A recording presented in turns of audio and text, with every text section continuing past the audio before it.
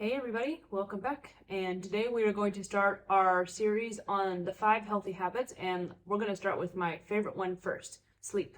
I think it's my favorite for like 3 reasons. 1, everybody needs it. 2, it just feels really good to sleep. And 3, it's when all the magic happens. It's when you recover mentally, emotionally, physically. It's so vital for all of your recovery processes.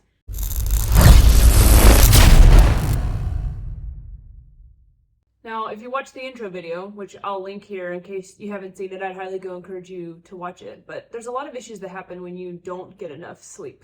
A lack of sleep can lead to an increased risk of heart disease, all the way to issues with memory and concentration.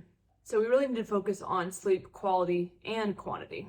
But before we dive right into tips and strategies to help you sleep better, I need to drop a little bit of knowledge on you about sleep itself.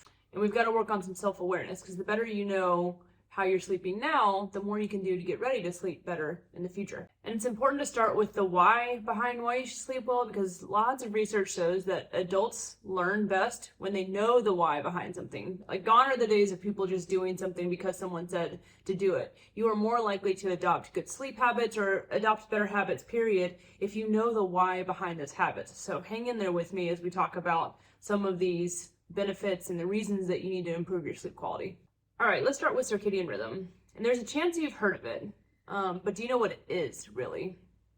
Circadian rhythm is a 24-hour internal clock that's running in the background of your brain.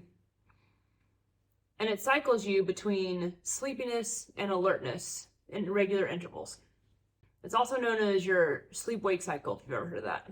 Now, I want to show you a graphic to help you understand how a sleep-wake cycle and your circadian rhythm works throughout the day. The timing is going to change slightly off of what I'll describe based on what kind of sleeper you are, which we're going to get to after we go over circadian rhythm. So in the early morning, your body starts to produce or secrete cortisol. That's your waking hormone. And I know cortisol gets a bad rap because of stress, and that's because when you're stressed, you produce too much cortisol. But cortisol is not the enemy. It's meant to help you wake up when it's leveraged or secreted appropriately. Now, as we start to wake up, thanks to cortisol, we enter the morning alertness zone. This lasts about 4 hours, starting around 8 to 9-ish until 12 or 1-ish, right after or around lunch. Think of it as a prime time. It's a great time for deep work, complex thinking, high priority to-dos, and learning new things. Now, after the morning alertness zone, which is a spike in our cortisol to help us be awake in the morning, we move into the postprandial dip, otherwise known as the afternoon dip. And this happens around 1 to 3-ish. Here, our body actually secretes a little bit of melatonin, which makes us sleepy.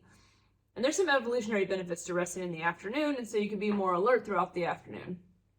The dip is worse, or this postprandial dip is worse, depending on what you eat, how you slept the night before, and hence we always hear about those fears of the afternoon crash, or maybe you do have afternoon crashes, especially after lunch.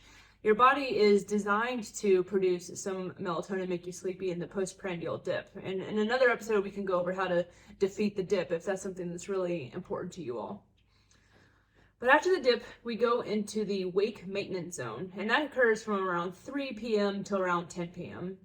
And this is where you have another bump in energy, meaning cortisol, and it's great for alertness, detailed tasks, workouts, things like that. And once we get through that zone, we've hit biological night, aka sleep time. And this lasts from 10 to 7 or 8 in the morning, depending on the kind of sleeper that you are. And here your body starts to secrete melatonin to make you sleep. Your core body temperature also decreases by 1 to 2 degrees. Now, circadian rhythm is influenced by your natural rhythms, and it's also influenced by how much light you get throughout the day, and the caffeine that you take in, the food choices that you make, and your bedtime habits. Let's talk about your natural rhythms, which are also called chronotypes. First of all, everybody's got one. Your chronotype is your natural inclination for sleep. It's the timing that your body naturally wants to sleep. You've probably heard terms around this, such as being an early bird or a night owl. When people say things like that, they're describing their chronotype. If you can adapt to your chronotype, it can help you sleep better, improve your energy throughout the day, and generally help improve your mood because you're more aligned with what your body truly wants and what your body naturally wants. Your chronotype is different from your circadian rhythm, but they are related. You can influence your circadian rhythm through various habits throughout the day, but your chronotype is largely unchangeable, and your body will naturally go back to it when given the chance. If you want to learn more about chronotypes, sleepfoundation.org has some great and easy reads on them, and I'll link it in the description so you can go check it out. Now, this website and many websites like it use animals to describe chronotypes. And there are 4 different chronotypes. There's the lion, bear, wolf, and dolphin. Now, lions like to wake up early, like 5 a.m., and they're the most productive from around 8 a.m. till 12 p.m., and then they want to be in bed around 9. Bears like to wake up around 7, and they're most productive between 10 and 2, and then they want to be in bed by around 11. Wolves are like your night owls. They want to wake up around 9, and then they're most productive between 1 and 5 p.m., and they want to go to sleep midnight or later. And then the dolphins are the most rare. Dolphins are super sensitive sleepers and have fragmented patterns. They don't keep a regular schedule, and they typically wake up somewhere around 6, are most productive somewhere around 3 to 7 p.m. and then they're in bed by 11. Before you quickly decide that you're a dolphin, I want you to remember what we said. Chronotypes are what your body wants to do naturally. So if you're a sensitive sleeper with an inconsistent routine, that doesn't necessarily mean you're a dolphin. There could be many reasons behind this that are environmental or that you are exerting influence over with your habits. It probably isn't natural. So you really need to consider how you're influencing your sleep or what is influencing your sleep before you decide that you're a dolphin. It could be because you have young kids that wake you up often. It could be when you're drinking caffeine and how much you're drinking. Or it could be a variety of other environmental reasons. Consider your chronotype, how you would naturally sleep. And if all things were eliminated, this would be the sleep pattern that you would fall into when there are no other outside influences. Now, I highly suggest you learn what your chronotype is. Are you a lion? Are you a bear? Are you a wolf or dolphin? And the reason you need to know this is because it's going to really help when we talk about how to improve your sleep. Okay, now that we know what kind of sleeper that you might be, let's go over some of the benefits of sleep and why you really need to make sure you're getting the right amount of it and the right quality of it. Actually, we're just going to go over 5 reasons because there is a ton of reasons why sleep is important, but I'm just going to hit the top 5 just to give us an idea. Sleep is vital for cognitive function and memory consolidation. When you sleep, your brain goes through a process of consolidating and strengthening memories of that day. It also helps with synaptic plasticity. If you remember, we talked about neuroplasticity, same idea. And so it increases your ability for your neurons to communicate in your brain so that memories stick better, and it also promotes the transfer of information from your short-term memory to your long-term memory. This is why you don't want to pull all-nighters. When you learn information you're studying overnight or for a test, you need to sleep on it so that your brain can consolidate that information and put it in your long-term so that you can remember it for the test and beyond. Sleep is also when your body repairs its tissues, bones, and muscles. It also is when your body releases a ton of hormones for growth and for overall health. So if you're moving, which I highly recommend, and you're lifting weights and you're getting your exercise in, it's during sleep that you're going to reap all of the benefits of those exercises. Sleep is also vital for your immune system. When you sleep, your body produces cytokines, which help with your immune response to infections and illnesses. So when you don't get enough quality sleep, you're more prone to sickness and illness. And then also, sleep plays a role in regulating your hormones that control your appetite, metabolism, and stress. So the more sleep you get, the better your hunger is managed. Because what happens is when you're not getting enough sleep, your body is craving some form of energy to keep you going through the day. And so it naturally goes to quick forms of energy. Sugar, refined carbohydrates, things that are easy to eat that will give you a quick boost in your blood sugar to give you energy throughout the day. So when you sleep better, those hormones are regulated better, therefore your appetite is regulated better, and it can help with weight management. Sleep is vital for emotion regulation, and this is probably the most obvious one. I mean, who's not grumpy when they don't get enough sleep? And the science behind that is that sleep plays an enormous role in regulating your neurotransmitters, such as serotonin and dopamine, which both contribute to emotional well-being. Therefore, the more you sleep, the better you're going to feel emotionally. All right, that was a lot. But we're going to move on, I promise. We're going to talk about some tips and strategies to help you sleep better now that you know why you should be sleeping better and what kind of sleeper that you might be. Now, like I said earlier, if you can, try to sleep as close to your chronotype as you can because your body wants that. Your body wants to sleep near that natural rhythm. But if you can't, your circadian rhythm is a little easier to influence through different habits. When you drink caffeine, your bedtime routines, and that's what we're going to get into next, is to set yourself up for high quality sleep and quantity sleep. First, yes, sleep close to your chronotype, but then if you can't, or even if you can, there's things you can do to improve your sleep.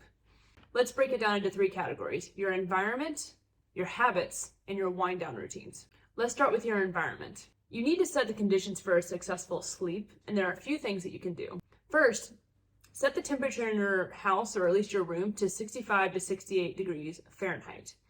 And as I said earlier, your body decreases in temperature. Your core body temperature decreases by 1 to 2 degrees naturally at bedtime. So you need to keep yourself cool.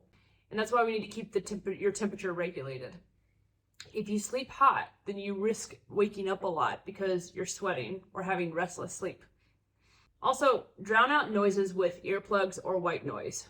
Startling or irritating noises throughout the night, like pets being in the room or just outside noises, they're going to interrupt your sleep. You also need to make your room super dark. We don't want any source of light in there to stimulate you and wake you up. And lastly, make your bedroom super relaxing and soothing. We want this to be a place where you can calm down and wind down and relax enough to go to sleep. All right, now let's talk about bedtime habits. And I warn you up front, these are going to be the hardest to rein in and get control of. I still struggle with habits here around my bedtime routine the most. Let's just knock the hardest one out of the way first, your phone. We've got to put our phones down and stop looking at the screens like 30 minutes before bedtime. Not only is the light stimulating from your phone, but the content that you're scrolling through, Instagram, TikTok, it activates the reward system in your brain, which means there's an increase in serotonin and dopamine, which is not a bad thing, except at night, that's not what we're looking for. We're looking to wind down, not reward a behavior that's going to keep us awake. The more that we get the reward signals from our brain, the more we're going to want to keep doing that thing, and it gets harder and harder to get off, and that's when you see people like blink and 3 hours later they're still scrolling on Instagram. It's going to take an enormous amount of discipline to get there, and I recommend small steps to start to put your phone down. Look at a certain time and tell yourself after X time, the phone is going down. I still struggle with this too. I know it's difficult, but it is really vital for better sleep. Also, caffeine takes about 6 to 8 hours to fully digest through your system. You need to drink your last caffeine drinks or whatever you're having 6 to 8 hours before bed so it can get out of your system and not interrupt your sleep. And I can already hear it now. Some of you are saying, but Laurel, I can drink a coffee and go straight to sleep. Well, that's because it takes caffeine 30 minutes to fully digest and start to see the benefits of the caffeine. So if you feel like you can fall right asleep, that's because it hasn't been digested yet so it can start working. And if you do fall asleep, it'll be a fitful sleep because now you've got an upper caffeine fighting against a downer, melatonin, that's trying to get you to sleep, and your heart rate's going to increase and it won't be good quality sleep. Lastly, we want to set up a routine that will help you go to sleep. And we want to trigger your mind and body that it's bedtime so that it'll start producing melatonin and make you sleepy. And if we can get a habit going, a routine going, we can more consistently get our body to produce melatonin to help us go to sleep at a consistent and regular time. This could look like taking the pillows off the bed, brushing your teeth, lowering the lights in the house, and stretching. All of it's helping prime your body for sleep. Lastly, let's talk about wind down strategies. And I'm just going to go over 2 for you to try. You could try doing a full body scan using progressive muscle relaxation. I won't teach you the whole technique here, but the premise is that you lay in bed and you squeeze and relax specific muscle groups just to get them to relax. So you feel the tension, for example, in my fist for 30 seconds, then you release your fist and feel and be mindful of the difference between the two feelings. And we use that process to squeeze out tension and relax our bodies. I'll create another PMR video to help you understand in the future, but in the meantime, I'll post one in the notes if you want to go check out PMR and see how it works. The other thing you could try and do are some breathing techniques to help you wind down. There are a couple you can try. There's the 4-7-8 breathing technique where you breathe in for 4, hold it for 7, and gently breathe out for 8. Make sure you're laying down with this one, and the more you practice it, the faster it'll happen. But this one has reported to help people fall asleep very quickly once your body gets used to what it's doing. And none of those breaths should be forceful. They should be gentle and comfortable to do. You can also try 4-7 breathing, which is just inhale for 4 and out for 7. You could try 1 to 10, 10 to 1 breathing, counting your breaths. And this will help not only with breathing properly, but also with getting your mind off of racing thoughts around what you need to do the next day or whatever you might be thinking about that's keeping you awake. And the key really is going to be diaphragmatic breathing. And that means not breathing through your chest. It means breathing through your belly or your diaphragm. The better you do that, the more you activate the vagus nerve. The vagus nerve tells your parasympathetic nervous system to turn on. The parasympathetic nervous system is your rest and digest system. So we want that to happen. So make sure when any of these breathing techniques, we're breathing to our bellies so that we activate that vagus nerve. All right, I think that's more than enough information to get you started with sleep.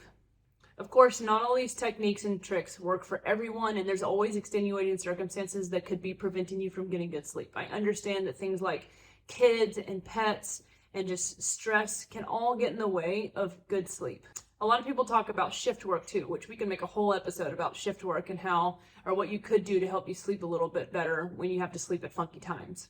But the point is there are some standard practices that you can do and that you have control of to help you sleep better as often as possible. And if you have kids, get kids into good sleep routines as well. The key concept that I want you to walk away with is the idea that you have control over making a consistent routine for yourself as often as possible. And just don't sabotage yourself with bad habits.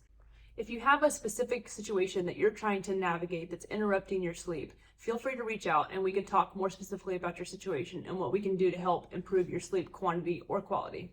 All right, that's it for now. See you next time.